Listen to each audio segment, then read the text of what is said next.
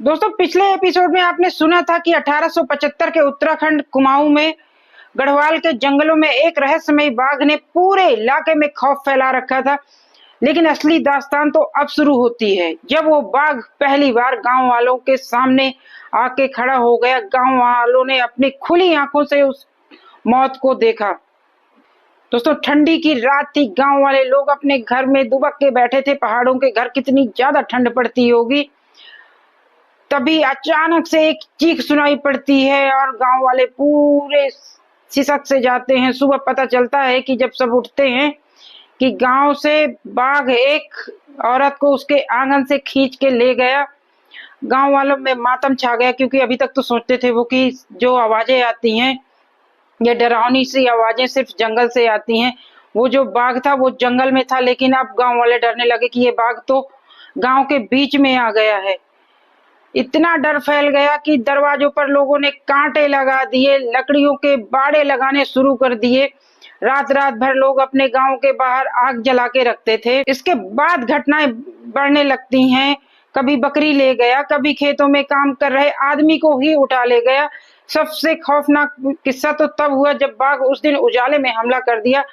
पहाड़ों के दिन उजाला ही उजाला सुरक्षा माना जाता है। पहाड़ों के दिन में वहां लाइट वाइट तो थी नहीं, लेकिन अब ये सुरक्षा भी टूट गई। वो बाघ अब दिन के उजाले में भी नहीं डरता था।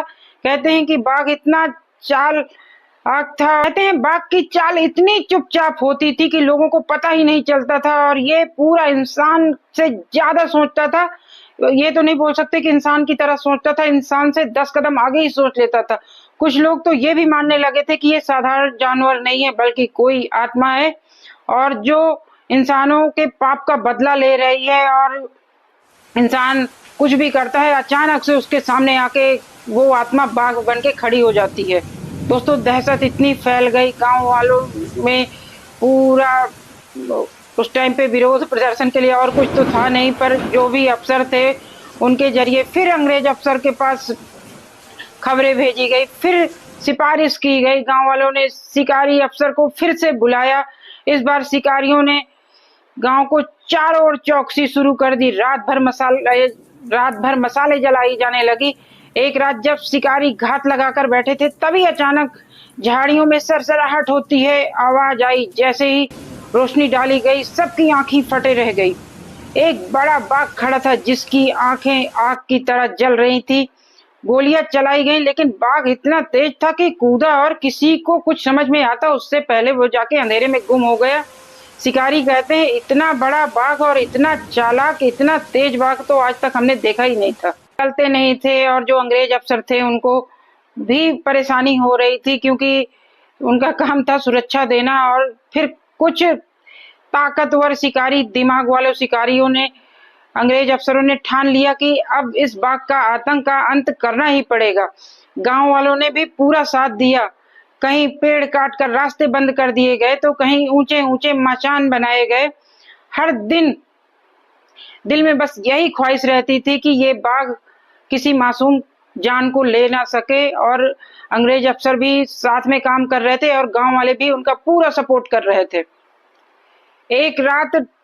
एक ठंडी की रात थी। शिकारी मचान पर बैठे थे। चारों ओर सन्नाटा था।